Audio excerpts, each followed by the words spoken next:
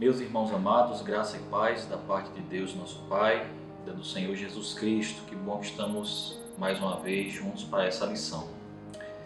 Nós estamos na sexta lição da nossa EBD e o tema da nossa lição de hoje é o Senhor do Reino.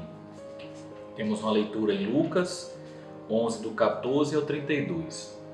Excepcionalmente eu não vou fazer essa leitura porque ela é relativamente extensa, mas vou comentar o que está nesse texto, né? Bom, o texto trata sobre a cura, né, de um rapaz que está sobre uma possessão maligna. Esse texto de Lucas possui um outro texto comparado, que é o de Mateus capítulo 12. No texto comparado de Mateus, o rapaz, além de cego, também é mudo. Mas o que está agora em questão não é a cura do rapaz, mas o poder de Jesus. Jesus é interpelado por escribas e fariseus que questionam a fonte do seu poder, que questionam a origem do seu poder. E os escribas e fariseus dizem que o poder de Jesus é oriundo de Beelzebul.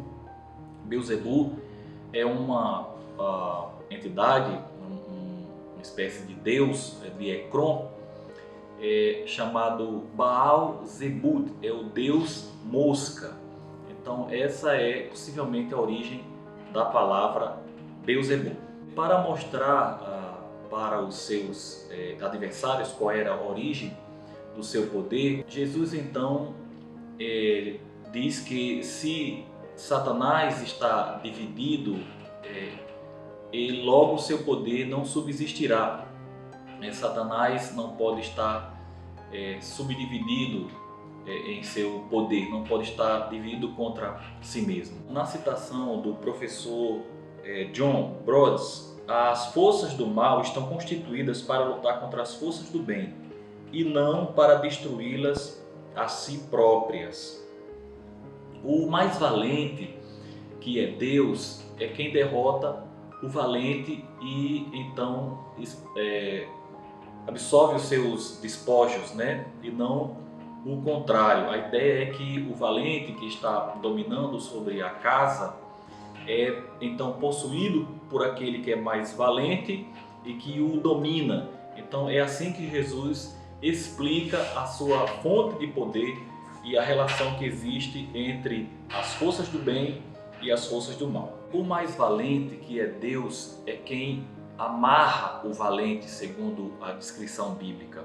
Portanto, daí vem o poder de Jesus, do reino de Deus, não é?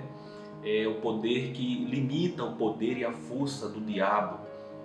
E é esse poder que liberta aquele que está preso e encarcerado. Ninguém viverá um vácuo moral no reino de Deus. O reino de Deus, ele é um reino de liberdade. Portanto, aquele que está preso por forças malignas é liberto pelo poder de Jesus Cristo. A cura do endemoniado não constitui um sinal para as pessoas. As pessoas cobraram a Jesus um sinal. No entanto, ele disse que nenhum sinal lhe seria dado senão o sinal do profeta Jonas. E que sinal é este? Aquele homem que passou 3 dias e foi tido como morto, não é? Ele ressurge então no 3º dia e ali ele prega o evangelho na cidade de Nínive. Quando eu digo evangelho, ele prega uma boa nova. É óbvio que os evangelhos não haviam sido escritos ainda. E ele então pregando a boa nova de Deus, as pessoas chegam ao arrependimento. Este é o sinal de Jonas. Pode estar relacionado ao fato de ele ter passado 3 dias dentro do ventre do peixe, então tido como morto, né?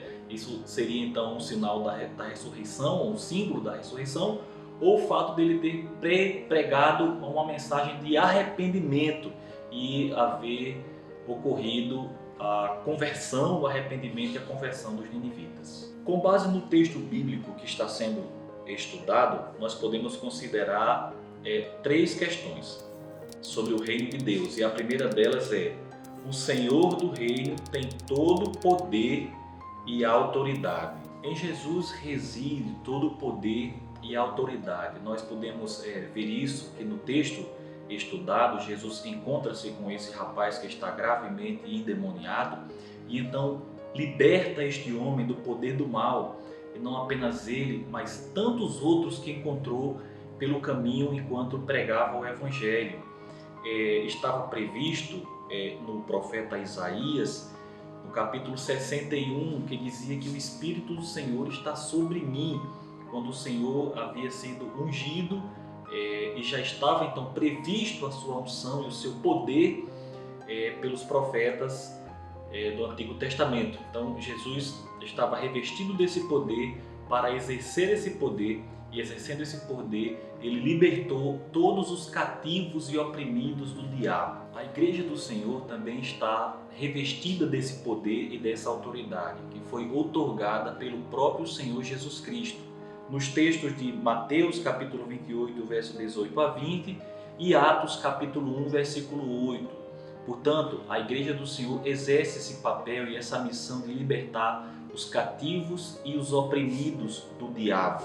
Todos aqueles que estiverem sob uma condição de escravidão, de opressão, a Igreja do Senhor está revestida de poder para libertá-los. A igreja, impulsionada por esse poder, está nesse mundo para libertar todas as pessoas e também estruturas que estiverem presas pelo poder maligno. Paulo, por exemplo, comenta no seu livro, em Romanos capítulo 8, verso 31, ele diz: "Que diremos, pois, à vista dessas coisas? Se Deus é por nós, quem será contra nós?" Meus irmãos, o poder de Deus que está investido na igreja é maior do que qualquer força ou estrutura nesse mundo. A construção de uma sociedade nova só será possível com pessoas novas, com pessoas libertas e livres de suas opressões, de seus pecados. E isso é possível pelo poder de Jesus operado na igreja. Ponto 2. O Senhor do reino exige obediência e comprometimento. A autoridade e o poder de Jesus levaram uma mulher a declarar: "Bem-aventurado foram os seios que te amamentaram." Jesus disse: "Mas bem-aventurado são aqueles que ouvem as minhas palavras e obedecem." Talvez com essa afirmação, essa mulher quisesse dizer que gostaria de ter um filho igual a Jesus. Mas Jesus deixa claro que aquele que ouve suas palavras e coloca em prática, esse está agradando a Deus. Aquele que vive o que prega, aquele que põe em prática o que prega o Evangelho, esse está agradando a Deus e está demonstrando o verdadeiro compromisso com a pessoa de Jesus Cristo. A igreja, para sustentar o seu compromisso com Cristo, precisa observar as palavras de Jesus Cristo e, observando as suas palavras, obedecê-la, como está escrito em Apocalipse capítulo 1, versículo 3, que diz exatamente o seguinte: "Bem-aventurados aqueles que leem e aqueles que ouvem as palavras da profecia e guardam as coisas que nela estão escritas." O êxito do cumprimento da missão de Josué se deu por observância das Escrituras, quando Deus exigiu que Josué obedecesse a sua palavra. Está lá escrito no primeiro capítulo de Josué, no versículo 7, 8 e 9. Da mesma forma, a igreja terá êxito e sucesso em sua missão se observar segundo as palavras de Jesus Cristo. É certo que na missão da igreja há muitos opositores, há muitos desafios a serem enfrentados. No entanto, se a igreja permanecer firme, servindo ao Senhor Jesus e observando suas palavras, certamente será vitoriosa. Ponto 3. O Senhor do reino exige fé para o desenvolvimento da caminhada. O que ocorreu é que aqueles que estavam ali diante de Jesus pediam a ele um sinal, algo sobrenatural, algo mais extraordinário, para que pudessem crer que ele era o Filho de Deus. E Jesus deu-lhes uma resposta definitiva. Apenas um sinal lhe seria dado, e esse sinal era o sinal de Jonas. Este sinal, segundo alguns autores, seria então o sinal da ressurreição. Assim como Jonas, Jesus esteve sepultado na terra, não é? No interior da terra, à semelhança de Jonas, que esteve no interior do grande peixe, que ao terceiro dia foi lançado do peixe à praia, e Jesus então no terceiro dia ressuscitou. Esse seria o sinal. Para outros não é o sinal da ressurreição, mas sim a mensagem de arrependimento. Jonas, uma espécie de tipo de Cristo, que veio para pregar o arrependimento à cidade de Nínive, e Cristo veio para pregar o arrependimento para todas as nações da terra. Seja qual for a interpretação, a verdade é que Jesus morreu e ressuscitou. E todo aquele que for iluminado por sua palavra provará da conversão.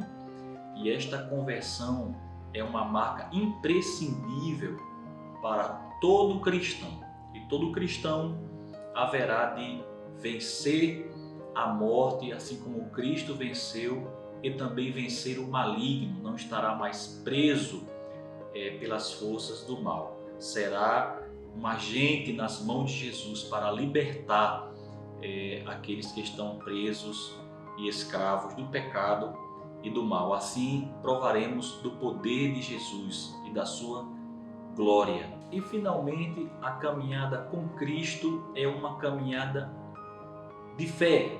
E podemos dizer: pois teu é o reino, o poder e a glória para sempre.